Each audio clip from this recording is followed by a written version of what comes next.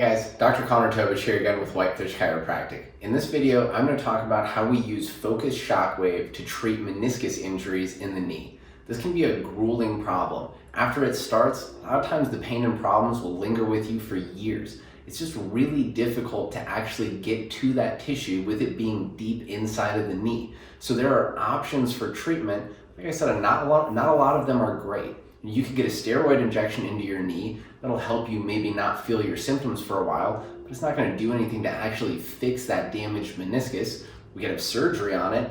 Oftentimes that does not produce great results. People still have a lot of problems after they have the surgical procedure. Like I said, it's just really difficult to actually get into that tissue to create and stimulate a healing response in a tissue where it's difficult to do that. And that's some of the magic of focused shockwave. It actually allows us to get into that knee, directly into that meniscal tissue, create a healing response in an area where, like I said, it's really difficult to do that. We can actually help that tissue remodel, become healthy and strong again. We've been doing a ton of it since we got this focused shockwave. We've been having amazing results. So next up, I'm going to show you a little demo of what it looks like to treat the meniscus in the knee with the focused shockwave.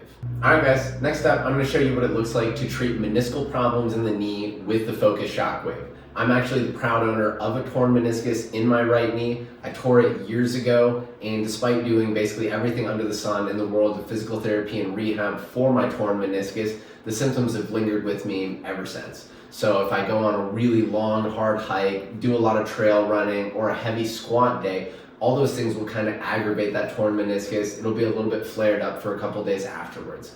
I've been treating it twice a week with the focused shockwave for the last 3 or 4 weeks. I had my first heavy squat day just a couple days ago. I felt great during, and I haven't had any symptoms since. So I don't know if I'm completely out of the woods yet, but we're making some progress. So let's see what it looks like to get into the meniscus with the focused shockwave.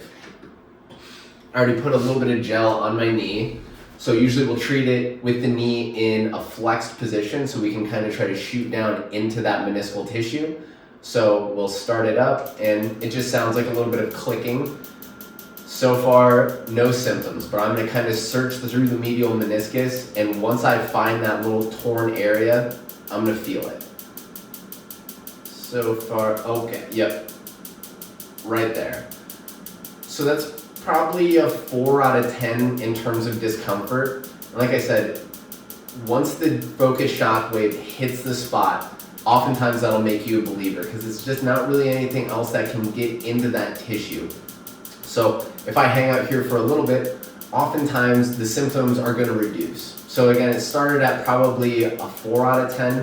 If I hang out here for a while, it might get down to a 2. Usually we decide that's probably good enough. So I try to find all the spots that are kind of irritated and give me that pain response. It only takes a couple minutes with the focused shockwave.